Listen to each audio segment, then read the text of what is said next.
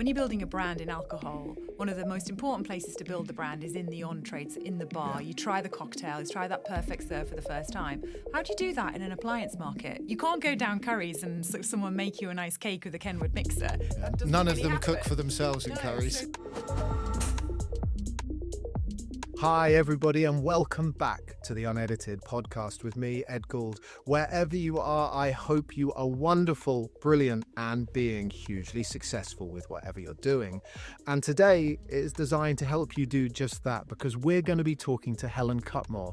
Now, Helen is a hugely experienced marketeer and a leader of marketing functions for brands like Bacardi, PepsiCo, and in the Kenwood family of brands, the DeLonghi brand as well. And she's heading up DeLonghi's marketing in the UK at the moment, but has also had global marketing roles in various different brands over the years. Now, we're going to be getting into my favourite subject in the world, and that's building better marketing functions. So if you're a marketeer or a marketing leader that's wrestling with the challenges of how to succeed, go further, make more, do more, then this is a great conversation to you, especially if your role touches on global comms or if you're dealing with disparate teams across different regions, because Helen and I really get into the weeds about what makes the magic happen in those situations. We also look at topics including how you move from drinks and beverages into appliances and the difference between that. And we'll get a bit of a masterclass of the retail sector and how that splits between online sales and traditional sales as well in shop, and how they use retail spaces really to bring those appliances to life for us, the consumer. Now, listen on till the end, where you'll hear a lot about what really makes Helen tick and how she has succeeded over the years. And I can only say once again, I was so pleased that she joined me and I really enjoyed this conversation. So I hope you enjoy it too. Now, before we get going, again, I want to give you a reminder that if you're a marketing leader that's got something to share and something to say, maybe we should hear from you as well. Get in touch and you can contact us through all the usual ways. And thank you again for your questions and support. We're going to keep doing this as long as you'll have us, and all of those messages help motivate us to keep on going. So if you're ready, if you're in the car, at the desk, at home, wherever it is, sit back, relax, and get ready for another unedited conversation. Great. Well, Helen, welcome to the Black Box Studio here at Carswell Gould. First time here, I know. What I always do at the start, and I always say it that way, is why don't you start by telling our listeners who you are, where you're from, and a bit about you. So my name is Helen Cutmore. I'm currently the marketing director at DeLonghi Group in the UK. A little bit about myself. So I'm originally from the northeast of England. So now I reside down in the south. So I am a northerner by my roots. Here. Yeah, exactly. And hopefully you can all understand me. So I grew up in the northeast and studied food and nutrition at university, which is kind of why my career started in the food and drink industry. I'm a mum, a proud mum of two children, a boy and a girl. So I have my marketing career along with being a mum. So yes. And I mean, you've worked for some huge brands in the beverage, and Bacardi being one, PepsiCo as well. Tell us a little bit about that track. Did you go from university straight into that? What did that career look like? So, interestingly enough, I chose my degree because it was what they call a sandwich degree, where you get to work. Perfectly named. I know, in the middle. So I had, funnily enough, my grandfather was always very pushy about working and having a strong work ethic. And it kind of rubbed off on me as a teenager. So my choices were always about, well, I must get some practical experience. That was kind of drummed into me, partly which led me to my university choice. So I spent a year in industry as part of my degree, which was at Marks and Spencer's. So that's where, and it was in the wine department. So that's where the drinks started for me. I had a year, actually 14 months working. And by the drinks started, you mean the marketing of drinks? Yeah, the marketing of drinks started. Yeah, exactly. Okay. So I was doing product development, supporting a product developer as a student at uni. I mean, it couldn't have been better because free booze, free food for me and my mates in our flat. So it was tick, tick, tick, exactly. So it was a great job to do as one of those first experiences. And so on graduation, it was natural that I would just go into the food industry. And that's where I went into Safeway on their grad scheme. I don't know if you remember Safeway. I remember Safeway. Safeway got taken over by Morrison's in that first year of the grad scheme. And then I was like, what am I going to do? So out came, my papers from my career service. And I was like, brand management, that looks interesting. I can kind of learn a bit about all sorts of marketing. I know, I'll try and find a job in brand marketing. And I got a role working at Burton's Biscuits as an assistant brand manager in own label because I made that transition from retail. It was my way in.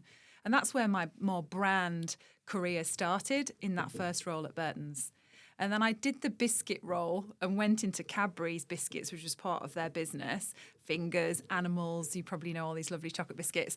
I did that for a few years. And then it was after that I went into drinks. And honestly, the drinks piece it just happened that way. There's been no special design of my career that I've ended up spending so much time in soft drinks and in PepsiCo, etc., Britvic, and then in alcohol. It just evolves. You find that you end up, I guess, you start to know the channel mix, you start to understand the brands, and there's a crossover with the on-trade, with the off-trade, and you end up in that space. So it kind of happened that way. Well, I think a lot of us listening or speaking, we can understand that. Suddenly you look back and you spent a quarter of a century in one space. Yeah, and that's really amazing because you think, God, I've done so much in that space. And we can come back to some of those examples of the sorts of stuff you're doing in Bacardi. And I know you're involved in a really successful program within there, and I'm going to come back to that later. But obviously, you've spent all your time there and suddenly you've moved to appliances and DeLonghi. Which is a huge global brand, loads of different brands within that mix. But why the transition?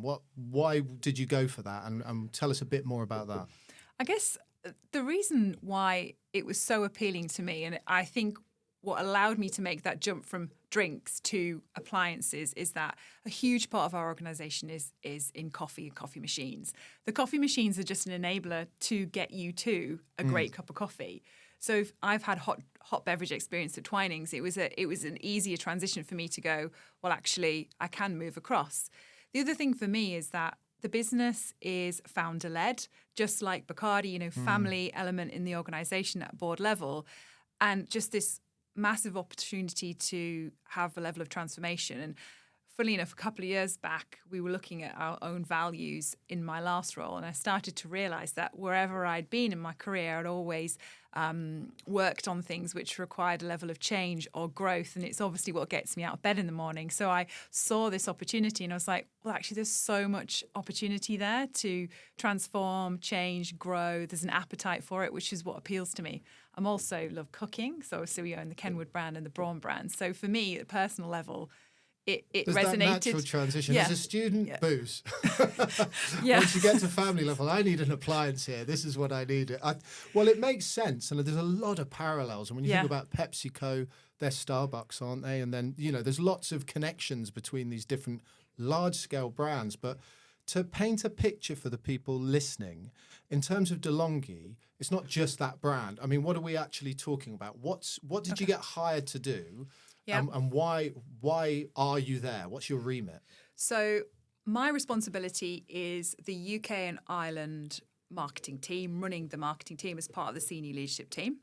The brands that I have responsibility for in the UK are the DeLonghi brand, the Braun brand, and the Kenwood brand, obviously very iconic British brand. The group, however, globally owns La Marzocco, San Remo. You've probably seen La Marzocco in coffee shops. NutriBullet as well, which the biggest brand in personal blending in the world. We also have another brand called Ariete, which sits on the continent. So the group is enormous and multi-billion in terms of its turnover. But my remit is to run the UK marketing department. And you're fresh in as well, just to give some context. You're 9 months into role, yes, which we love because you're the person that's been brought in to change things up, make things, and with a background in such a successful history in sort of brand work, in a house of many brands. What did that look like on the surface? I mean, because sometimes I'd look at a house of brands and I go, how am I gonna develop my special sauce to create that brand value? Was that part of the excitement because there's lots of different brands, or did you see that as a challenge? How did you read that before you signed on the bottom line for the job? I guess it didn't faze me that there was multiple brand responsibility, because I've had multiple brand responsibilities before. Obviously, in my previous role, I was influencing Bacardi, Bombay Sapphire, Grey Goose. So that didn't really I didn't think, that would be a challenge. I think the key thing for me was to go in and go, where are they in their life stage and what's the specific challenge? So for Braun in the UK, obviously in Braun in Germany, it's absolutely enormous. But for us in the UK, it's just about driving awareness outside of toothbrushes and actual personal care, and going, we need to build a brand, we need to build a brand testimonial to scale this brand in the UK market, versus something like Kenwood, where it's like, this has got a load of latent love. How do we reignite the latent love with a new audience for Kenwood? So each brand has a different overall strategic imperative for me. And so you can get your teeth into each one. I mean, it's almost agency-like, isn't it? You're able to look at each of those and try and work out how you put the right plan, strategies and marketing function in place to support that. Yes. So you're not the only new person that came in at the same time, fortuitous or otherwise. There's a new CMO as well. Yes.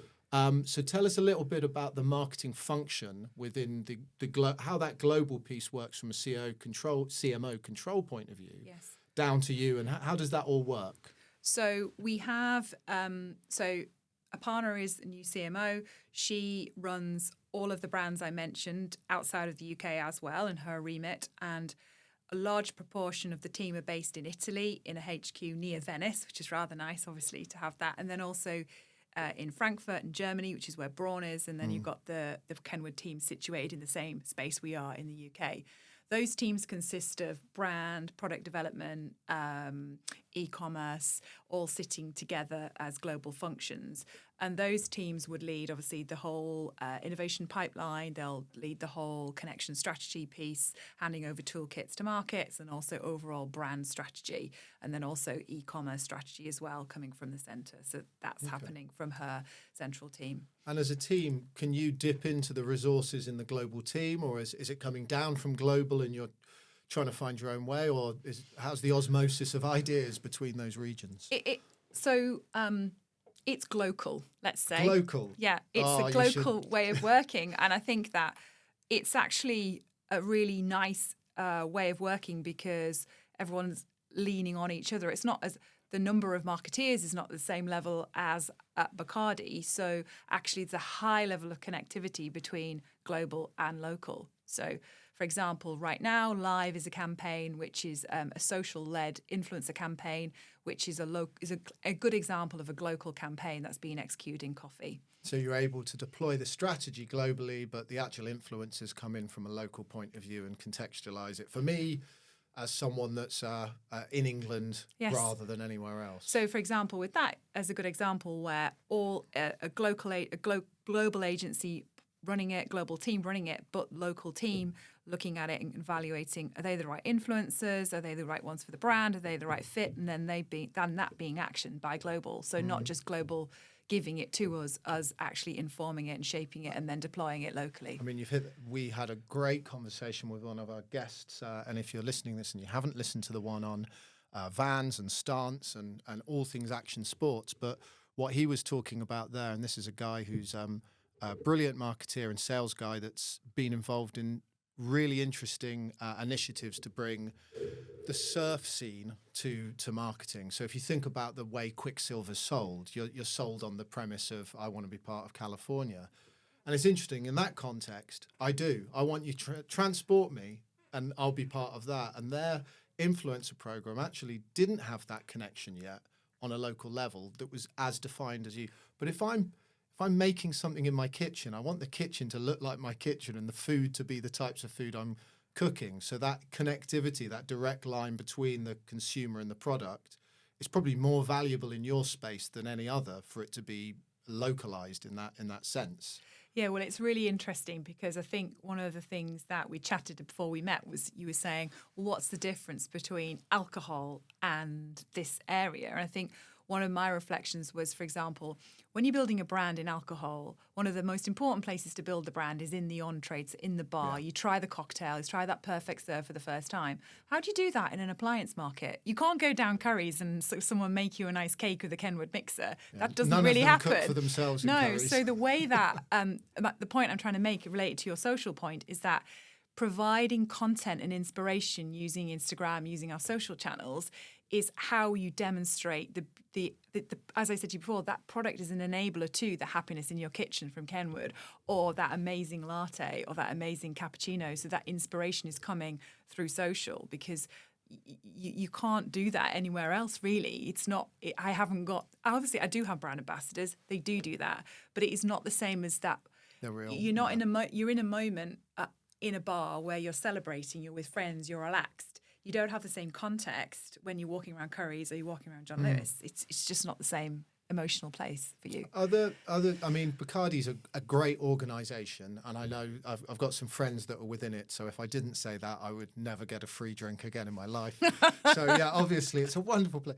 It has its challenges as well, like every brand. But are there other similarities between that sort of organisation? Because it's quite a specific and individual business, Bacardi, even in that space, and it's family run, for instance, is one of the big things. But was there other things you were able to pull from that experience? Because it's a global brand deploying locally, it's got lots of challenges.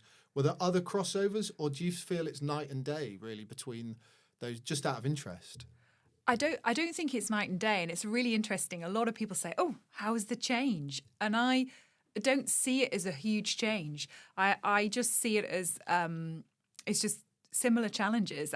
Nothing surprises me at all in terms of what I'd say is, what did I bring across? Obviously, I've had local market roles on Bombay Sapphire, for example, in the UK market. So I was used to that pace, that need to react more when you're in a market. Yeah. And so I bring that experience across, and it's exactly the same. So if it's not Tesco's asking for something, it's Amazon wanting something quickly. You know what I mean? Like I brought across that. You're preaching to the choir. I'm as an agency guy, people like you, marketing leaders, go, well, do you specialise in what we do? I go, no, I specialise in marketing. Yes. That's what I get up for in the morning. So those transferable things. I guess one of the observations, though, I would make from sort of multi-brand, there is some skills dealing with the sort of politics and the leadership part. Everyone's got their own brand that they're vying for.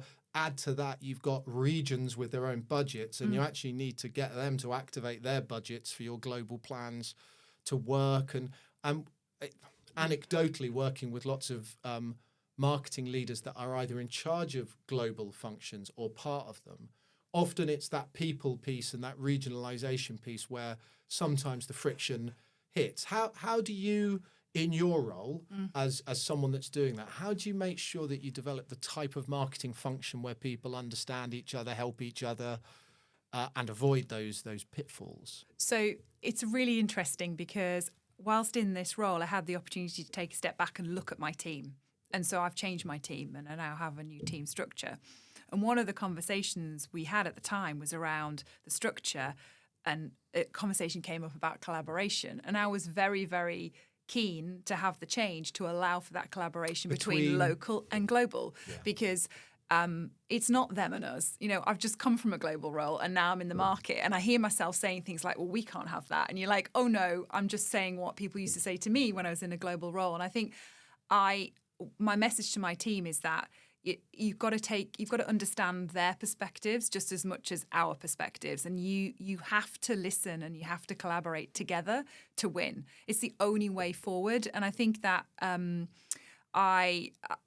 you can never be in global and sit on your ivory tower. My view is that you need to get into the market and understand the market, but at the same time, the marketeers in the market need to feed back up to global. Otherwise, they won't know what's required and when it's needed. So I'm a pragmatist anyway, but I would say that that's one of the core skill sets that I'm looking for in my team, in my senior leadership team, that they are able to collaborate well with the global team. Because without that, we can't operate as a team. And it's rarer than. I mean, there's probably people listening to this pod, have a think about your team. Oh, this is risky, isn't it? I wonder what they're thinking at the moment. But think through that list and who are your connectors and catalysts within that team that actually work well with other people. And they might not be the most experienced people, because often it's the ones that need to find a way through that are more flexible, I find, in my world. But certainly we've hit, working from the agency side, you sort of wonder why that big campaign didn't work, and your CMO or your marketing leader's going, it didn't work. Why didn't it work? And then you dig into it a bit more, and you go, oh, it's because your regions hated it, and you never told us that they were never ever going to play with it. So bringing those teams and those functions, especially in these big organisations, must be a lot of your work, a lot of your time, and certainly a lot of your CMO's time to make sure everyone's singing off the same hymn sheet. And I think one of the biggest things that I bring with me from my previous roles, obviously sitting in that role where it was about how do we do marketing, there was a level of process in strategy and planning and execution. So I look in this role and I'm thinking, how do I bring that process through into my team into next year so that we can have the right conversations feeding back up to global in terms of this is what we need, but based on consumer insight. So it's not your opinion. So they don't say, you might like that, but yeah, that horrible moment when you think all your work's gone, you've got to back it with evidence, is what you're saying. Exactly. So there's a lot more conversations happening. This is one of the key things in my vision for my team, is that a lot of conversations were based on opinion. As you'd expect in a founder company where we're going through a phase of maturity, there needs to be more data to make more decisions. And that's actually about getting to the insight. And once you have that insight, there's no arguing around that, and then you can have the right conversations. So I think, to your point, there's a level of collaboration, but then the conversations, if they're evidence-based, then you can all discuss the evidence and then work through what's required. I think that's the way forward. Let's get on to that vision for a bit more. So I'd love to dig into, you've been in post for 9 months. You should know what hopefully you know what you're doing by now. But has the perception changed of what you are hired to do? What are you setting out as your vision, and what do you hope to achieve over the next couple of years with this role? So one of the things that I've observed, I guess, when I came in was that I guess we have Okay, so just to go back a bit, I think one of the observations moving from my previous background to this role was that the product is king in consumables, let's say, because obviously it's very functionally led, innovation, very tech based. So there's lots of progression in product development, quite rapid iteration of a product, which is one of the P's. And then, of course, the natural inclination is to talk about the functionality of those products to market your products to consumers. However, what I've found from doing some research since joining is that tell me that what this does for me emotionally and what this does for me to make myself look good. Already. I wish I kind of knew anyway. You knew that already. You work for an alcohol company. So what the transition, I think what I'm trying to say is that we go from a place where we should be less about functional but more about emotional. So I'll give you an example. So now when you go into a curry store and you meet some of our machines and you go to look, you will find point of sale in materials which talk about the fact you can clean it easily and you can make a wonderful latte and you can make a wonderful cappuccino. Whereas before it might have talked to you about some system that we designed which delivers you that. The consumer's interested in the output, not the system that brought the technology to them. So that's a bit of a shift that I've made. I feel like I'm going off point here. No, you're bang on, because you're trying to get that team to understand, look, if we've got £100 and I want to work out how to spend it, I want the majority of that to build the understanding of the feel I get from investing in DeLonghi or Kenwood or whatever, rather than, I always talk about the difference between Dell and Apple. Like if you buy a Dell, you're buying features. If you buy an Apple, you don't know what you're buying, but you're buying it at twice the price and you're quite happy to pay it. Yes. Well, the driver analysis gave us an insight into DeLonghi, which was actually the number one driver. Guess what is quality and taste, which guess what in alcohol and in drinks, what's the number one driver of choice? Ta-da! You were made for this. Taste. So then, of course, what becomes below that is it going to look nice in my kitchen? What size is it? And one of the other things that I've been able to do is by proving that the stores are there for people, 55% of people just go to the stores to just look and feel those machines. which means that before we may have gone, what's the ROI of that investment in that store? Hang on a minute, it's actually not about that because the attribution's online. So I think the roundabout way of what I'm trying to say is my remit is obviously to use a Jeff Bezos phrase, is to make sure that empty seat in the room of the consumer is represented now in conversations. That's one big thing. That was a guy called Lou Tice originally. Well, Jeff Bezos can do one. Someone else said that a long time ago. So sorry. Let's credit the right person. And then the other thing for Someone me... else probably said it before Lou Tice as well, but yeah. Yeah, probably. Sorry.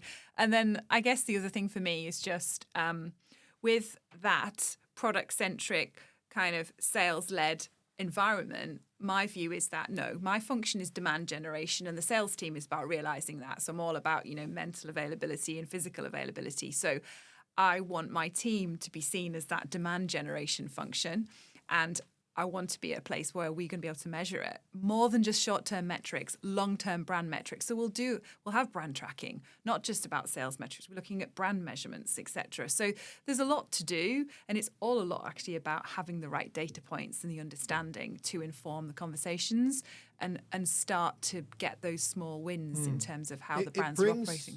That sort of approach will bring the sales, rather than pushing them apart, it will bring them closer. Yes. Because what I found in the past are that battle of mind space of, are we retail-led or online-led? And the sales guys are fully dependent on getting their numbers by making retail. Yes. Actually, you start breaking that down. You're saying, if we do this right and develop the demand in the right way, when you go in there, the conversation is going to be so much easier for you. Yeah. And if we're more open about what that retail space is from a value point for us, which is not just sales, it's actually letting you get your hands on the goods and promotion. And we know that might generate sales on the online side. Uh-huh.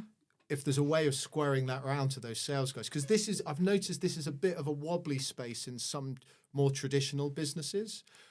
So how are you using retail versus online? And when they talk to you about sales targets or the numbers, how are they sort of thinking about those two different routes to channel or direct to customer potentially as well? So it's coming from alcohol where 80% is sold in stores. I've gone to an environment where about 70% of our sales are online. It depends on the brand, but obviously. And is that through other sites or is it direct or? No, retailer.com is driving a huge amount of that, and then some of it through our D2C site. So it's I guess it's a symptom of big, heavy machines. You are not going to put that in your bag and take it home in your trolley at Tesco's. It's completely different. So the attribution happens online. But going to stores, so let's talk about our stores. So we obviously have Currys and John Lewis, the key retailers in the UK in this space. In those environments, Currys, we invest heavily. We have 5 fixed-term people, 5 full-time members of staff who go around the UK educating Curry staff on our range. They'll demonstrate our products, they'll trial our products, make coffees for people in store. So we spend a lot of time doing that to ensure that it's top of mind and they are promoting our products, because people are going in, they're researching, and then they're potentially going home to buy. So it's important that we represent through people, but also in store, we're representing ourselves. How do you square? So if I'm John Lewis, yes, and I say to you, well, we're just marketing your product for you if we're not careful. How do you square it away with the retailer that if people are coming in, and it's a bit like the sofa analogy, isn't it? Like, I'll come and sit on the sofa and then I'll go and buy it online. Is there a correlation between them doing a better job of showcasing your products and their direct sales? You're able to, again, it's back to the data, I guess. Yes, exactly. And they open to share at an anonymized level that, yes, when you invest in visibility in a store, you see an uplift in sales. And it's both, wins. Everyone wins. All ships rise, as they say, in the rising sea. And that's exactly what happens when you do that. So 100% you see that. And so the more you focus on that, the more you benefit. What are the other ways that you think, so as someone that's now working with product, physical stuff, I talk a lot about that there's so much complexity in our work, and we've created it. Us marketeers have created it. I mean, there's a different agency for everything that you want in the world.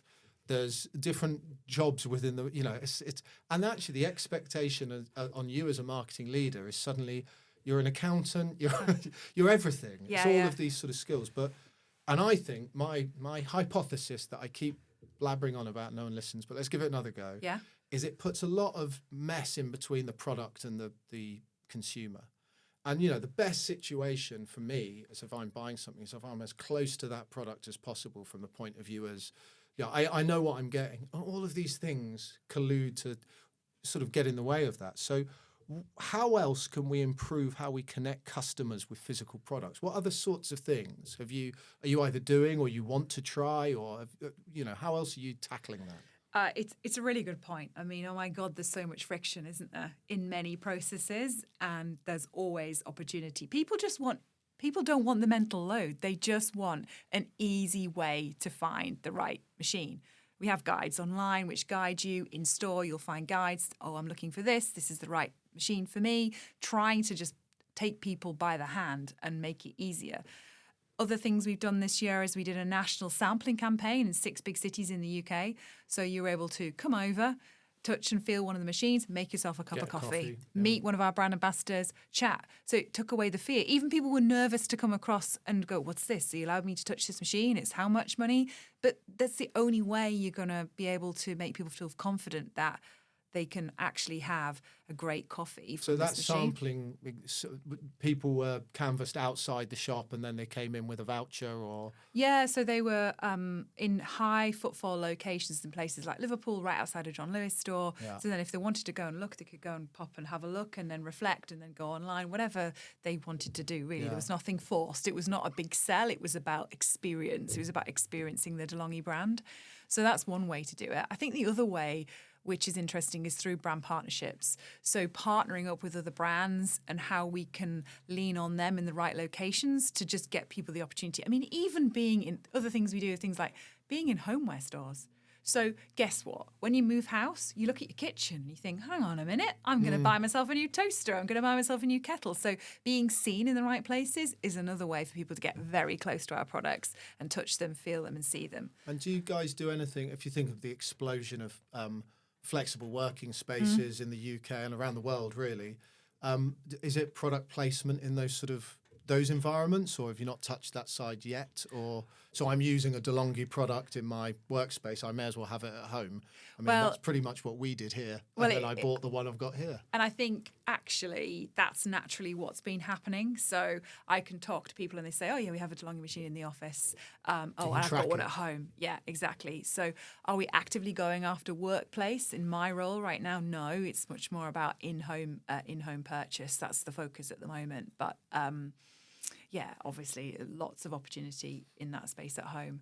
And do those brands, DeLonghi and Kenwood and such, do they ever have their own retail outlets? Or have you ever tried your own spaces to market product, or is that not part of the vision?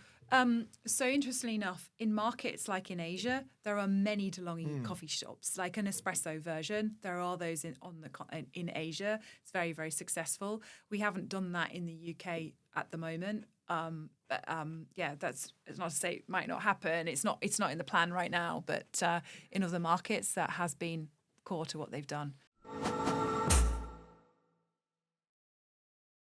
So from the point of view of setting your team, this new team that have all come in and they're all minded your way, they're going after this this challenge of how can I get as many people to get their hands on a machine as possible. And is that the sort of mission? That's the direct. If I can get them to use it and taste the coffee, that's probably the best chance we've got of shifting one of these products. Is that the general gist?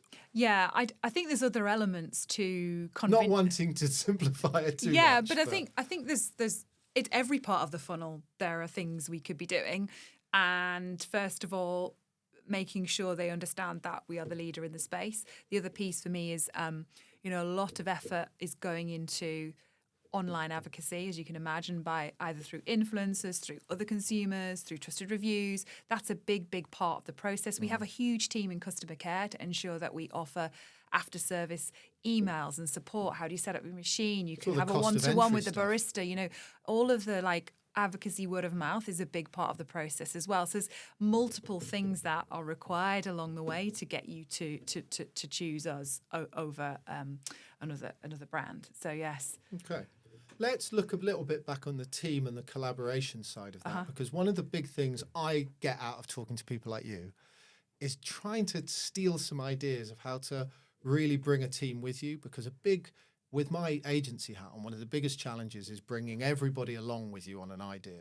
So here I've got someone sat in front of me that's having to do that right now. So you brought your new team in and you've set the vision and you know the direction. I wonder if you could speak a little to the idea of what's your style of bringing them with you and the collaboration? How do you actually plan that out? How are you tracking that? And how are you leading those marketeers? So one of the things that, it sounds really simple, but just being together much more often. So what I think with the way of working with hybrid and having a gap in leadership, there was a need to go, we're all going to be together every Monday and we're just going to get together and we're going to talk about what we're doing so that we could connect as a team and get to know each other. And because you'd be amazed, as you said, there's so much complexity in the team. Sometimes someone over here doesn't know what's going on there. So that's been a big thing for me. And there's lots of voices coming down to that team, I guess, as well, other than yours. Yes, yeah. And you thinking you've got them on side, then someone says something else. And so those moments together become ever more important just to stay on track. Yes. I mean, I think the other thing as well is that I guess my Yorkshire comes out, and I am actually quite an honest person. And I think that being open and honest and clear with my team consistently I use a lot of chat messages, I use a lot of email to talk to them on a regular basis about what's happening, one-to-ones to just consistently kind of check in with people. So I know these sound like really kind of operational things, but it's building up the trust with my team and wanting them to know that they can tell me anything and everything and my door's always open, to create that safety in the team. And I feel like they are willing to come and share because we're on a journey, hey? And I always say it's about progress, not perfection. And I keep saying that to them consistently and going back to that phrase because we've got a lot to do. It may never be perfect, but it can still be very good and not be perfect.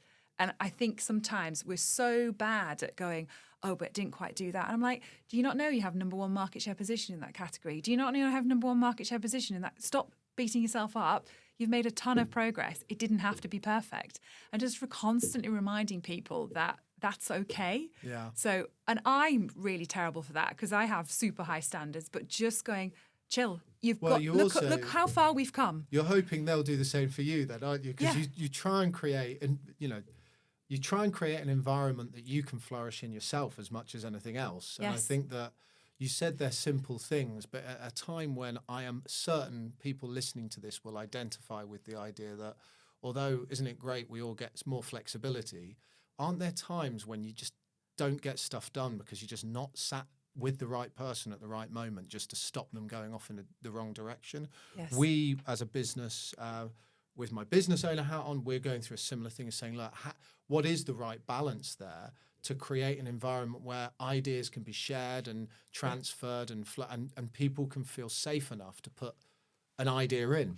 Yeah. And I think that the last 5 years, 4 years or whatever it's been since lockdown, they've only chipped away at that and made people feel like they're islands. Yeah. So good leaders, I think, bring those people together and go, no, we're a team and, we'll get through it together. So you're doing all the right stuff in that space. It's then how you then take it up to that next notch. Well, this is it. And I think I am forming, we're not norming yet. And the other thing as well is in key moments, it's important to be really tight. So the brief to the agency for the 2025 plan, that's a brief that needs to be tight. I need to be involved in that. And there's just some key things that I'm leaning into more, where I think they're like, oh, why are you in the detail of that? But if we don't get the tightness at the beginning, then I can empower them to crack on. And then we go back to the end. So I'd rather be tight at the beginning. So that's another thing around putting in some tight moments at the start of projects to allow the team to then just run after that with it. So that's just another thing. So on a similar subject, but I know that you were shortlisted for a Marketing Society Award at Bacardi for building better marketing functions. So we're on the subject of good marketing functions, which it sounds really geeky. It's like one of my collecting passion projects, this. It's kind of like, how do the people... I can look at all the different people I've worked with over years and I could list the ones that nailed it versus didn't, because you can see very quickly from the outside coming in when a function is really working well from an HR, from a technology point of view. But tell us a little bit about why you got recognised for that at Bacardi and what you think still is a good marketing function in that context. Well, that's a big question. So in my role at Bacardi, I sat in a marketing transformation team just for the purpose of the listeners. And I was responsible for marketing capability. Like, capability is many things. It's skill set, it's culture, it's the structure, it's the strategy, it's the people, it's the resources, it's many things. In that role, I focused mainly on cultural change, process to drive through the way you do marketing around here. And I did it for sort of 3.5 years. It's all started 7 years prior to that, when about 30% of the marketeers were just, I'm not happy here. I'm not happy with my job. I'm not getting the recognition that I deserve. I want more from my career. There's a recognition of, do you know what? There is a way that we build fantastic brands here. Just look at the work we've done on Bacardi. Look at the work we've done on Bombay. So Bacardi Way of Growth is by Bacardi for Bacardi, built with world-class agencies like AMV, BBDO, OMD. All these partners come in, along with people in the business who've got decades of experience to help build, okay, how do you start ideate on innovation and launch it all the way through in a market, commercializing it? How do you build a brand plan in your market in Mexico for Bacardi? How do you do it over here in America? Like, really getting into the nuts and bolts of how to define that, and then taking it all the way through to your channel strategy. And then how do you build an execution plan? And then how do you evaluate? How do you do measurement and evaluation? So the whole suite of things was part of Bacardi Way of Growth. But is it codifying that? Was that part of the challenge, that these things happened, but was it luck rather than planning? And was part of that role to set it out? Or if you want anything to change, you've got to really roll your sleeves up and get into the down dirty on it. And you need a lot of resilience. And that's how you get a great marketing function. Nothing happens overnight. Rome wasn't built in a day, and a good marketing function wasn't built in a day. And you need to have those fundamentals in place. Like, the marketing world has changed enormously. However, the fundamentals are never going to change. You need the right strategy, you need the right plan, and you need the right evaluation of that plan. Otherwise, you're just spraying and praying, which I say a lot at work, because if we don't do that well, it's never going to happen. So how was it so successful? The key thing is wiring it to the everyday. So there was an initiative created called growth hacking, which is probably something you know of anyway. In effect, in the pandemic, everyone's at home. What are we going to do? It's the annual planning cycle. How the hell are we going to do our plans? So quite an ambitious project, which I led, which is about going key markets around the world. There's 54 brand market combinations all over the world where there's a significant amount of business interest and revenue in those spaces. How can we build a brand plan in 5 days? And how will we do that virtually? So this was orchestrated across the entire challenge. Yeah. So that was one of the things that went into the award submission. That was done across the whole of the world. Each key team brought together, so there'd be sales, marketing, maybe even people from operations, put into these virtual groups and then walked through everything from, tell us about your situation assessment. Okay, what's your kind of issues here? Okay, let's try and build the jobs to be done together in a virtual environment, which is really tough, like crafting insights. And then we'll do some work on roughly what those activities could be to deliver those jobs to be done. So markets came away with a kind of a plan on a page, a vision to action, for each key market. And so if you think about it, taking weeks and weeks and weeks away, which tends to be the planning cycle in any business, down to 5 days. And I can tell you, to this day, there are markets in the world that are still using those consumer jobs to be done. Because guess what? This is where, if you take time away from your desk and you say, I'm going to spend 2 days on that, and sometimes people go, oh my God, they're navel gazing. But I truly believe that if you do that, it lasts a lifetime. Well, not a lifetime, but it can last you 3 to 5 years. Because why would you keep doing that every year? I certainly agree that when you focus on the principles as well, one of the things that's got quite mixed in the world is even an understanding of what marketing even is. I'm in regularly in meetings when I'm thinking, are they talking about marketing communications or marketing? And Do they understand the difference? And why are we so tactical straight away? Oh, so like, what's going on here? So I get in a lot of trouble, Helen, because I basically call bullshit quite early, but that can get me fired quite a lot. But that's okay, because I mean, once you've been doing it for ages, you can't suffer that sort of, it's a waste of time. So the principles of how you set up a marketing function and how as a business or an organization we're going to understand what good looks like empowers everybody, from me as an agency, you as the marketing leader. What I loved about what you just said is that you're actually canvassing, and this is something I know from friends in Bacardi that they're good at doing. They're not only talking to the marketing people. yes. And I just, I am a firm believer in the marketing people know the least.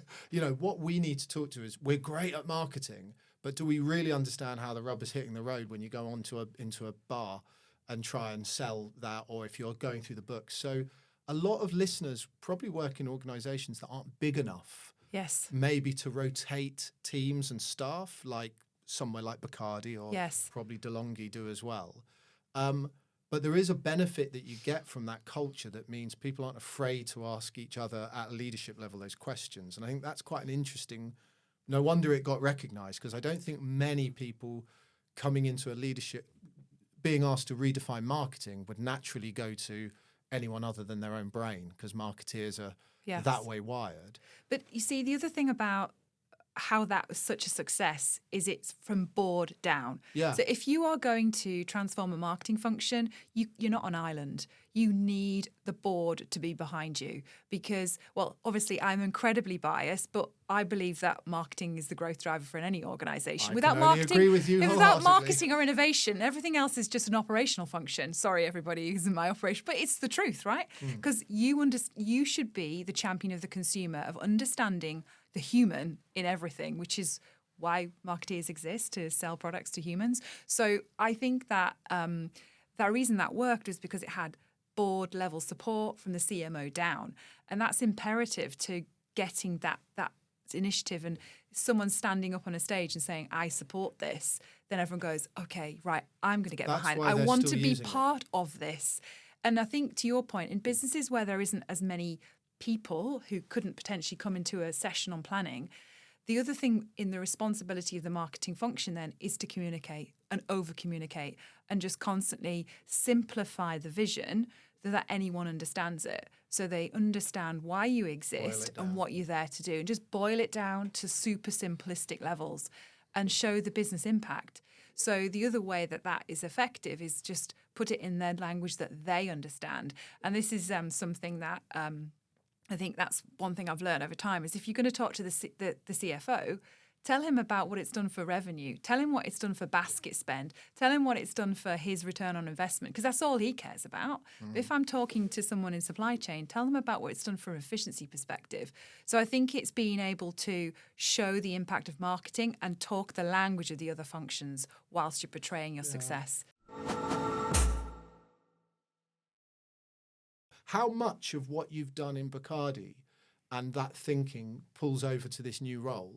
Obviously, it's not going to be the same outcome, but it's the same approach, or what's changed since then? So I've had people say to me, I've never seen someone achieve so much in a short space of time in terms of changing things. So I think that in terms of bringing my experience across of that change agent, let's call myself a change agent, because, things like I've managed to secure more budget, I've managed to change the team, I've managed to secure even more budget. And so my team are like, okay, and I think that, I guess, focusing on the things that are going to make the biggest difference has been on my mind the whole time. Sorry, that sounds very generic, but I, for example, let's talk about even more important, because you've got it going now, and now you think, I've got all these opportunities. How do I prioritize and pick? To your point, the brand conversation, the consistency of brand building versus the performance marketing piece. So the fact that I've come from that background where we're going, well, if you're going to consistently grow a brand over a number of years, what you invest today pays back tomorrow and the year after and the year after. So, I've had conversations like that already, and people are listening. And I think that... But they may never have heard that conversation. They may never have understood what a brand exists for. and that there's a difference between building equity to building demand, and certainly in anything product, IT, sales, culturally sales dominated environments, then you're really moving the dial probably within there, because they've probably not thought about it quite like that before, some of them. Yeah, and I think it's great, and I think that, you know, as a result, little things like people want to understand the data we can purchase from all of our retail partners, and we're starting to, you know, there's just more and more happening, and that's coming from both sales and marketing. So there is a difference there, definitely. So we're coming towards the end, but I'd love to get your take on the evolution of marketing as someone that's obviously just getting going in their career, of course, but you know, we've been doing it a while, both of us. Yes. And we've both seen tons change, but you're in this new space.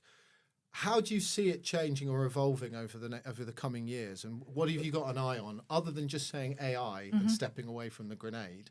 Like how are you reading that at the moment? How are your team feeding stuff back in around that?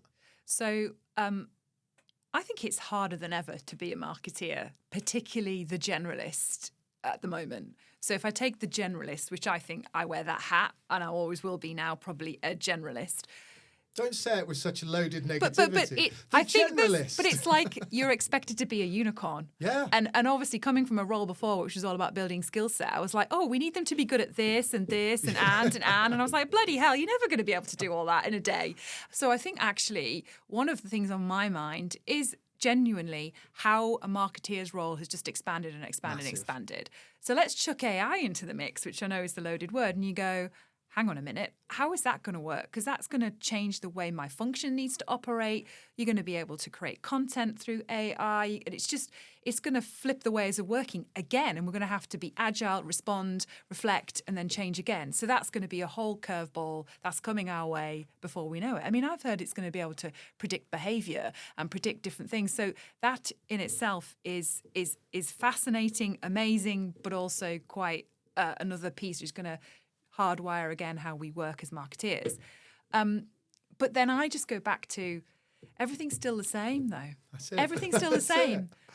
You still need to go out there and understand who your shopper is, who your consumer is, and get close to what they want and what they desire and what they're scared of and what their life is like. And we still need to stay connected to inform our strategy and our plans. So yes, there's all this noise, and it's the ability to get away from the noise, which is the hardest part of anyone's job, anyone's life at the moment. It's a key part of your role to keep your guys from getting bogged down with it as well, though, because there's so much. There's just so much, yeah. And so I think that is my concern, because, you know, you look at marketing, and we haven't produced the most amazing advertising in the last 5 years, and you go, who wants to come into this career? You know, it isn't as exciting as it used to be, and there's a lot, and it just gets bigger and bigger. So I see people who are very specialists now, and then less generalists. So I think who may not have had as much of that grounding, if that makes sense. So it's a tough one.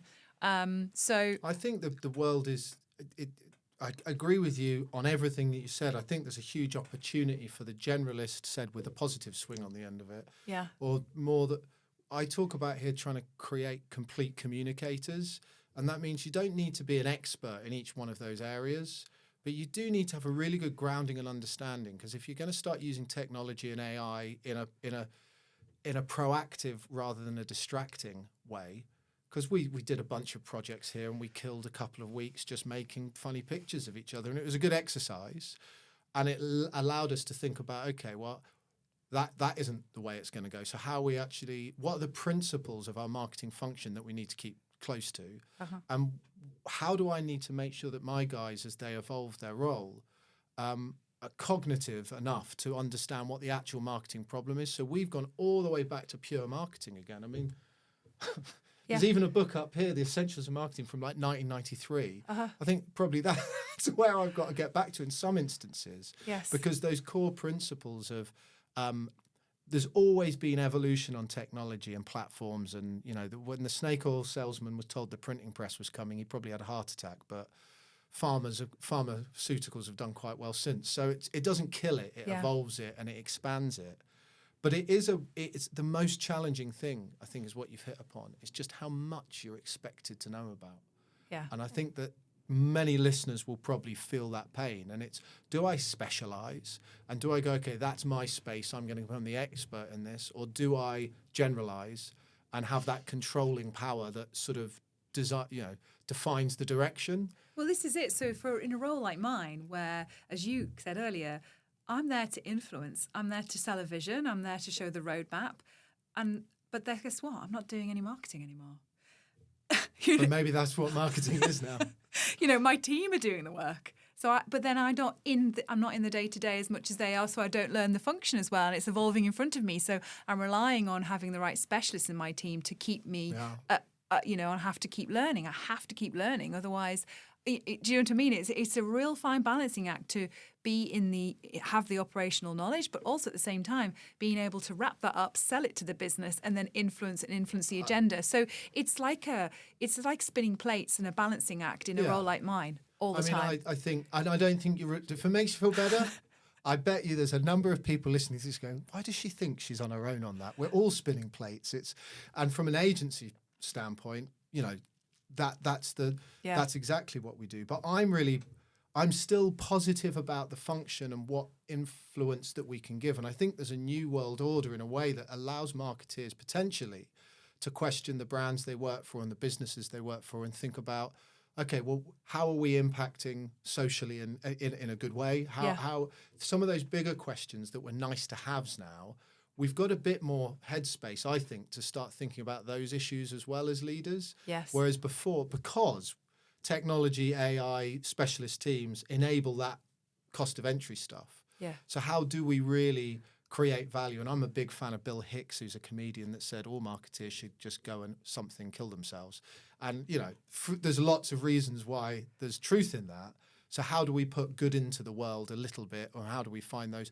I'm excited about there being a bit more space, hopefully, for those sorts of conversations. Whether it transmits to the board or not, I think it allows marketers to say, well, I'm not just the person that puts the external message going. I'm also involved in shaping the vision of the business, making sure there's equity in the brand, understanding how communities love us rather than buy us. Yeah. So I'm hopeful, but it is a lot of the stuff we're hearing, certainly from the leadership in marketing, is like having to redo a degree every 10 seconds on a different aspect of technology or accountancy, finance. So it is a challenge. Okay. One of the things I love to round off on is just advice, not your advice, but maybe something that someone else has said to you in the past that we can stick on the end of this podcast to sum up and take away. So is there something somebody's told you in the past that you live by to this day? So actually, I used to work for John Evans, obviously behind another podcast that we know. And at that time, I didn't have a huge budget. And one thing that he used to always talk about was the fact that small budget, more creativity. And I really live by that, because I think what can happen is that you can limit your thought process if you haven't got X amount of money in a certain year. And actually, I have done some of the best marketing when I haven't had much money. Because we rarely get given lots of money. And I think you can learn so much, you can apply so much, and guess what? Sometimes the underdog is the one that actually gets more people behind you. And honestly, that marketing may not come to fruition that year. Maybe it's a plan, maybe it's an idea, it's a product, but I can bet you that it comes to market at some point in the future. Something that cost me financially, but I was very proud I did it, was the idea that one of the challenges agencies or your wider networks sometimes have is that holding back too much information. So that collaborative briefing is so important. So I'd never agree that no budget is a good idea, but there's something really powerful saying, I've got this set of problems and I've got this much money. What can you do? Yeah. And if you do that to your own team and externals like us, you'll be amazed, because they'll just want, and not even confine it's that budget for one. It's just, here's all my problems. This is what we've got to spend. You'll get such a raft of ideas that come in from a delivery point of view. And from our point of view, as that's all we're ever asking for. What's the problem and what can you throw at it? And you're guaranteed tons of ideas. Whereas if you say, we're doing this, this is what it's going to be, this is how much we're spending in each area, then agencies or individuals, they go, oh, well, you've told me what you're doing, I'll just agree to it. Yeah. You don't get any of that innovation. So I love that idea. And you also obviously mentioned that great bit of advice, put another chair at the table. Yes. And think of it as the customer. Yeah. As well. Okay, so what's next for you, and what's going on next, and how can people get in contact? Are you looking for any more people to join your team, or is there anything our listeners can do to help you?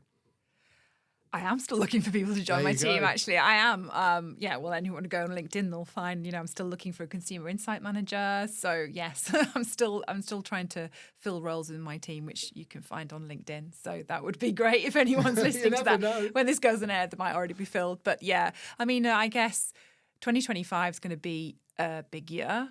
And I go into that with obviously a nearly full team and some strong plans and thinking. So there's a lot to go for, really. I'm excited by next year. It's going to be fab. And a good Christmas, I guess. A chance to rest and rejuvenate and then get into 2025. So at time of calling, it's 1 week before Christmas. So by the time you listen to it, it might be past it. But I hope by the time our friends are listening to this, you're flourishing and all of those plans are coming to fruition. And I really appreciate you taking the time to come back down to the Black Box studio and share your views. So thank you for joining us today on the UnEDited podcast. Thank you. That's a wrap on another episode of UnEDited. Make sure to like, subscribe and turn on those notifications so you never miss an episode. Find all of our updates on your favourite social media and podcast platforms. Just search for the UnEDited podcast.